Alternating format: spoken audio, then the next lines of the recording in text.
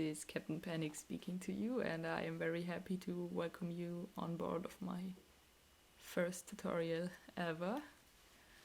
I am still kinda nervous, which you can see from me dancing on camera and also hear from my shaking voice. But also I'm very tuned to get this whole thing started.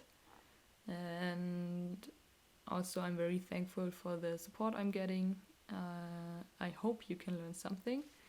At least I'm giving my best. And also if you have any kind of feedback, I'd appreciate that a lot, because I always want to improve my tutorial skills or my setups or anything like that. And always feel free to ask questions. You can always text or comment or anything like that, and I will always try to get back to it. Oh my god, I'm sorry for that. That was a nervous kick. So today I am going to show you some basic displacement.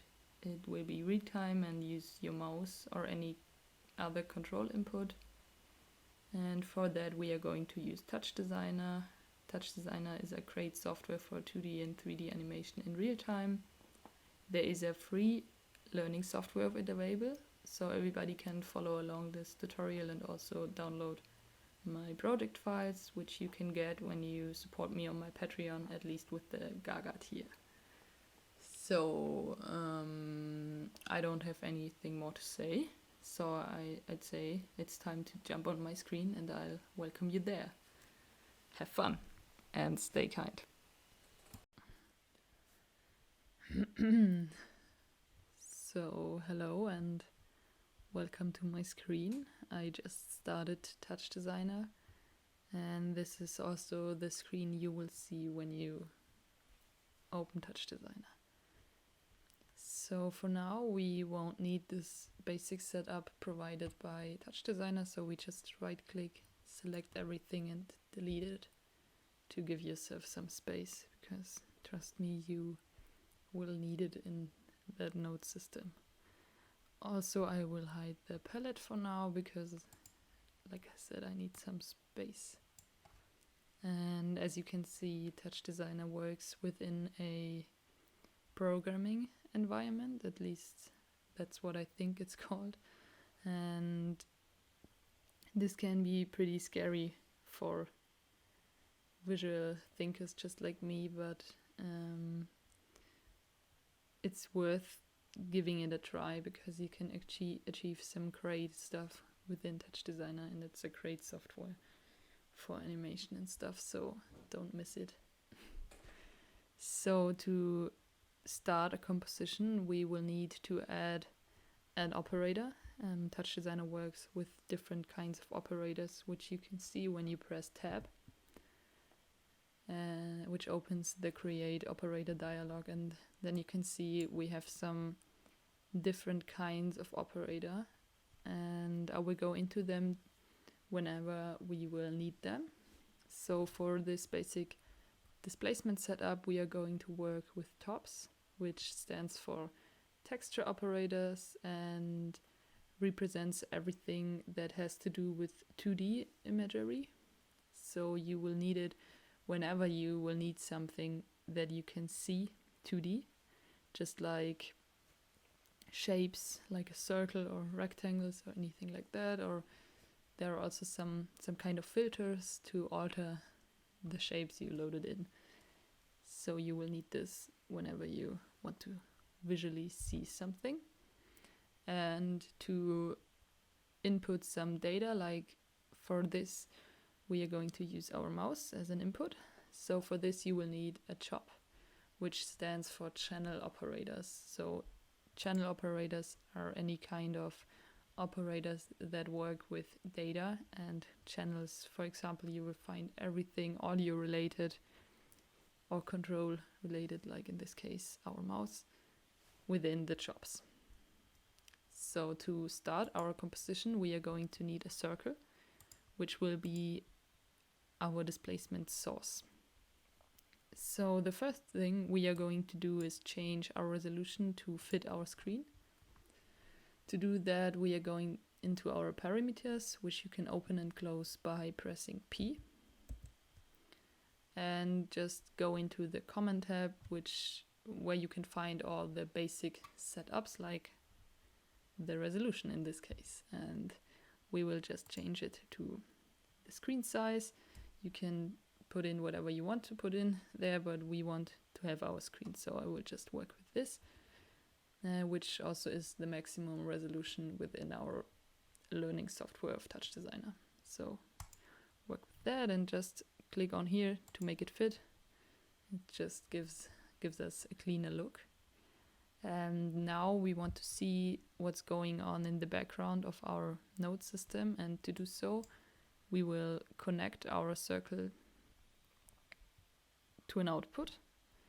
And to connect something automatically to our already existing operator, just click on here, hold and press tab. And we will first add a null. A null has no effect on our operator, but it's more of a thing to keep things organized, which I recommend you a lot, because it's pretty good to keep things organized within a programming software. So just use the nulls. And then we will also connect the null to an out, which outputs our composition to our perform mode, which you will need whenever you want to perform your setup. So to make it visible, just click on this blue circle on here, which says display. And now you can see we have our composition going on in the background.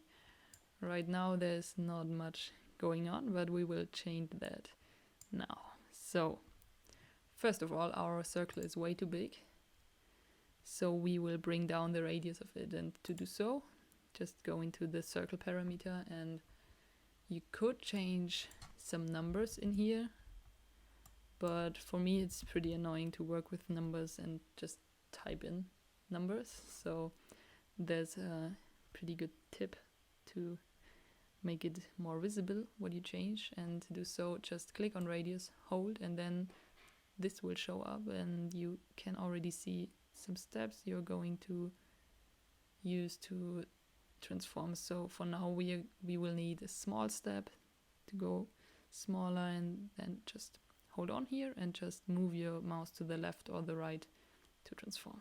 So I think this will be a great circle size to start. And now we want this circle to follow our mouse movement, and to be able to do that we will need to insert an operator. To do so, just click on the connection and right click and insert an operator. To transform it, we will need a transform operator, and which gives you some different parameters to change. To adapt our mouse transform, we will only need the translate tag, and this stands for the x-axis, like you can see, and this is the y-axis. So yeah, you can see. So for now this is set up, and now we need to input our mouse. So to do so, we are going to add a chop, which will be the mouse in chop. I think I don't need to say anything about that. It just says mouse in, so it puts our mouse in. So now you can already see the parameters we are getting from our mouse movement whenever we move our mouse. In case you have nothing going on here, just make sure to play your animation. I made that mistake a lot and thought I set something up wrong, but in the end I just didn't start my animation. So make sure you do that. So then we will need to limit these parameters to our screen size, like what is the maximum we can transform our point. So let's just move it until we don't see it anymore, which is, yeah, I think it's 0.6. Just keep your numbers clean. It's satisfying. And now we don't see anything, so let's just connect our mouse in to another operator, which will be the math operator, so we can limit our range. And to do so, just go into the range parameter, and as you can see, we are in a negative range here, so we need to change this from -1 to 1. So when we are here, this is our maximum negative parameter, and here is our maximum positive parameter. And now we will need to change the actual range of it. And like we already saw, we are going on with 9.6, and our positive will be the same but positive. So now we limited our resolution just to make it less weird. Let's bring our thing back in so we can see something. So now we are adding a null at the end of it again. So just do it. It makes it really easier to change some stuff in the end, which always is necessary when you want to change some stuff. So now we need to reference this parameter onto our transform tag. And to do so, we can't just connect just like this. This won't work because you can only connect another chop to another chop and a top to a top, but you can't connect a chop to a top. This won't work, so we just need to reference it. And to do so, we will need to make this active, and we're going to do this by making the viewer active, so we can just take whatever we need, and that will be the X. Just hold on to it, go into the transform until your parameters show up, and then remember we took the X, so we will need to put it on the X and just let go and chop the reference. And then you can already see the circle is following our mouse on the X-axis, so we will need to do the same thing with our Y. Just chop the reference, and now you can see we are following, and it's not pretty perfect yet, but it will work for our purpose. For now, I will just put this down up to 1.7, so it's a little bit more exact. So, but this will work for now. And remember, you can always change stuff in the end. For now, we'll bring this down there. And now we want to set up our displacement. And first of all, we are going to need something to displace. And I will work with text for now. To bring in text, just add another text top. Just a text.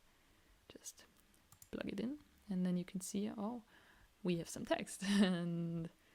But you also can see this resolution is different than this, and we want this reference to be our mother reference, and so it's related to every other resolution. And to do so, just go into your resolution again, just copy this parameter, go into your text, common, and right click resolution and paste the reference. And then you can see it's referencing the resolution out of our mother resolution. So yeah, just make sure you do that whenever you put in another image or anything like that. So now our text is a little bit small.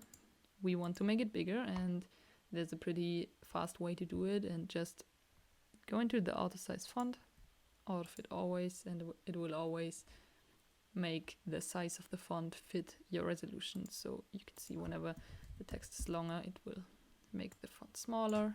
Whenever you type something really short, it will make it bigger. So I will work with Panic for now, of course. And I don't like the font. You can change your font here. I will work with some basic font like the times. I think that's cool. And if you want to input your fancy display font, just load in your font file here. So we also want to have a background and not have it transparent. And to do so, we will turn up the alpha of the background like this. And as you can see, we have a background now. You can always change the background color and your font color however you want to do it. I will leave it like that for now. And now we want to combine these two into one displaced image. And to do so, we will add a displace. And as you can see, our displace has two different inputs, which the first one is the source image, which will be the image we want to displace. So we will plug in our panic to there. And the second input is the displace image, which will be our circle. So let's connect it. Oops. This. And then we also want to see what's going on in the background, so we will change our output to displace. To do so, just replace this. And right now we will see this crappy thing going on, and that's because our displace weight is way too big. Just change it to 0.1, 0.1. So now you can already see some kind of effect, which can be what you're looking for, but also can be pretty boring. And we also see that our panic has moved up there. We don't want it there. We want it to be centered. So we change the offset weight again. I think 9.2 is a great number. It's clean and nice. And now we set up our basic displacement. And now let's spice it up like some clients would say. And the first thing I'm going to do is change the softness of my circle, because I don't want this hard edges between the displacement. So just go into there, change the softness, just turn it up, and you can see our displacement is already smoother. It's smoothed out pretty good. And I don't know what's going on here. I have this kind of thing showing up sometimes. I don't really know what's the error, but you can ignore it for now. And now we want to make our displacement even more interesting. We want it to be some kind of, to be some pattern and not just a circle. So to do so, we will add, first of all, let's give us some space and just add a noise. A noise is some kind of pattern based on some algorithm. I don't have an idea how it works exactly, but it gives you this nice pattern. And to make some basic explanation of how a displacement works. A displacement displaces everything that shows up as white and leaves everything like it is when it's black. So right now we have this monochrome thing, which has some gray, and which will be the range between the 1 and the 2. While the 1 is white, the 2 is black, and everything in between there is gray, and it will give some more interesting shape of displacement. So we will need to combine this circle and this noise to have the circle draw with this noise. So to do so, let's move this up again. And to combine two different layers, just like in Photoshop or some image editing software, just insert an operator, which is the composite, and plug in our noise. And there you can see your layers going on. You can move something up or down however you like it. And here in the operation parameter, you have some different blend modes, just like in Photoshop. For now, we will just keep it with multiply. It just works. So you can see our circle is now drawing with the pattern going on in the background. So, and you can already see it in the background, I forgot. So we have this more interesting shape going on. You can always change this pattern with changing the noise however you like it. I just leave that up to you. I will go with this for now, but feel free to experiment with this. And now we want the edges of the displacement is still too heavy for me. I just want it to slowly disappear and not just follow my mouse completely. I want to leave a short trail of displacement, and to do so we are going to add a feedback. A feedback is some kind of loop happening. It just plays back one I don't know how to say, some composition, and just leaves a trail. In this case we will have this circle to have a trail, so I just show you for better understanding. So to set it up, just insert another composite, because we need to combine things again, and give some space again. So then we will add another operator, just a feedback, and plug the feedback back into the composite. Then change the blend mode to something like add or over, or maybe screen, whatever. Just experiment with it. I just found out the over is the best to go with for my purpose. So just take that. And now to get the feedback to work, just reference this onto that, and to do so, just take it, drag and let go. And then you can already see what's going on. We are leaving a trail which doesn't disappear, which is not what we want. We want our trail to slowly disappear again. And to set this up, we will add another operator, which will be a level. A level is also great to adjust images or just make some basic editing. But for this, we are going to jump into the post and change the opacity so we can make our trail disappear. So, just type in something like 0.7, and then you can already see what's going on.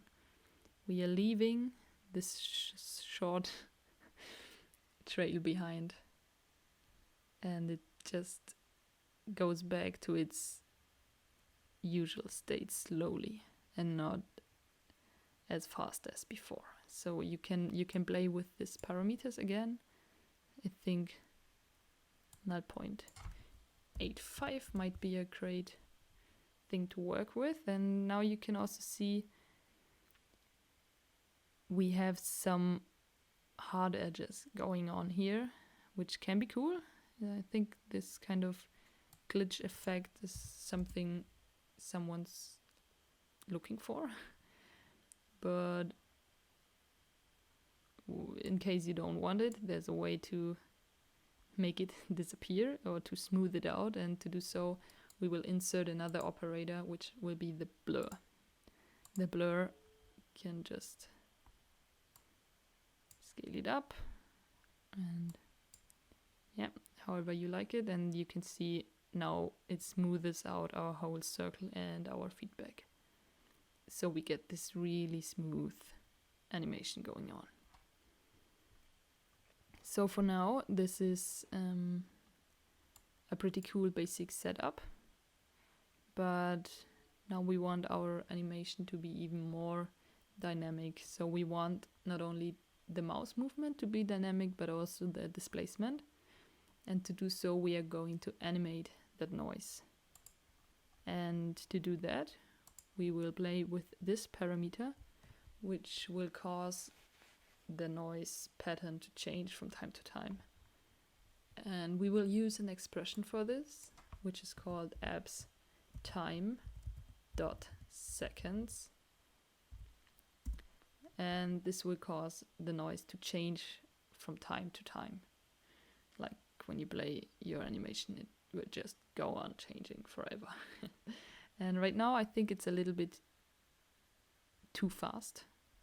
I think it's a little bit too nervous. I don't want that, and if I don't want that, maybe you want it, you can just multiply your expression by 0.5, and then you can already see we are way smoother and slower. So just feel free to play with this parameter, and yeah, you can already see you are getting some more interesting effects. And now I will show you how to import some other source image for the displacement other than the text. You can also input a movie or an image, and to input that, just take the movie file in operator, which is used for any kind of images and movies. Just, it's not only movies like the name says, it's also good for images, just like this banana, which is a basic Touchdesigner setup. So if you want to plug in your own file, just take something and use it from your Explorer. There are also some Touchdesigner basics, so I will go with this for now. And then I will replace the connection, and oops, there you can see. Now we have our displacement going on some movie. And let's say this is not what we want. We want some more abstract liquid painting kind of style like showed in the intro. So for that we are going to use another noise. Make sure to change your resolution every time. Just paste the reference and just now put it in here, and it's already looking pretty cool, but let's change the parameters in that noise. Just make it a little bit bigger. I want this. I want it to be really smooth, and I want it to be more kind of a gradient thing, so I will just play with the scale. And just like this, and now I want it to move. So remember, abs time dot seconds multiplied with 0.1. I think it's cool, yeah. And we have this really smooth animation, and let's bring in some color. So to do so, just uncheck monochrome, and we will get some colors. And now we want some heavier effect, or first of all, let's change the colors, because I don't like this green and this thing's going on. Sorry for this weird talking right now. Just insert an operator, and for this I will use the HS, I don't know how to say. I think it stands for hue saturation value adjust. Just edit, and there you have some different options. I will just turn down the saturation because I like my colors to be something like this. Just feel free to experiment. And also I want my displacement to be a little bit rougher, so I will go back into my noise pattern here and change some parameters in here.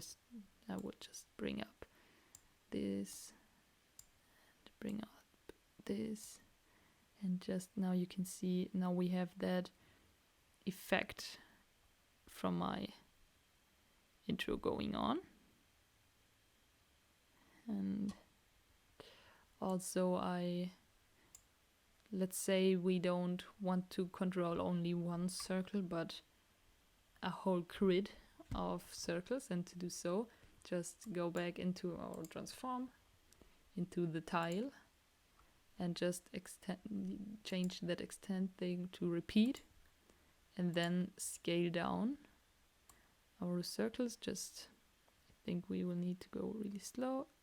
Yeah, just like this, and then we also will turn up our radius of the basic circle, just like this.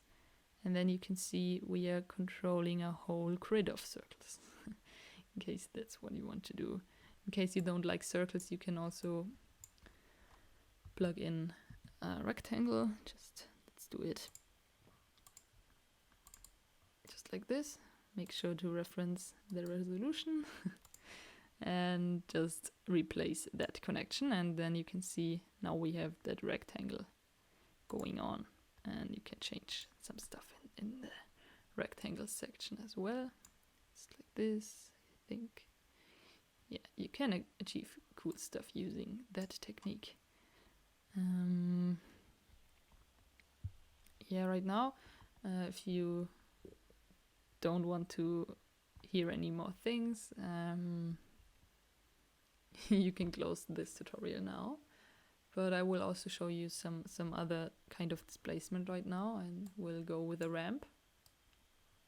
And let's just give us some space again, and let's use a ramp. So just plug in a ramp, just like this. Resolution. And change this. And right now we're getting some kind of smooth linear displacing, which is cool. And I will do some kind of raindrop effect now. So for that I will need a circle again. And now I, just like in this noise pattern, I want this ramp to move and to change. So for this, just jump in the ramp. And here you can see the face. This is the parameter we want to animate. So we will go with the same expression like before, lapse time, dot seconds, multiplied with 0.1. Maybe that's a little bit too slow. So just keep it on its base now. Maybe that's also too fast. Maybe let's do it like this. Yeah, I think that's cool. And right now it's a little bit too heavy on this, and to change this we are going to change the extend left to a mirror, and now you can see we have it a little bit smoother going on. Yeah, I think that's already pretty cool, but as I said, we are going for a kind of raindrop effect, and we'll just, to make it a little bit better visible, just I will change my thing to the typography again. This is also a pretty cool effect. But right now we are going for the raindrop effect, and to do so just change the kind of ramp to a circular one. So you can see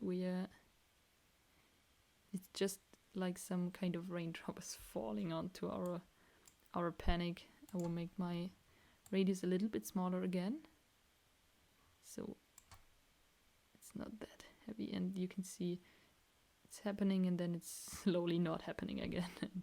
I think this is pretty cool, and now you can play with all kind of stuff here.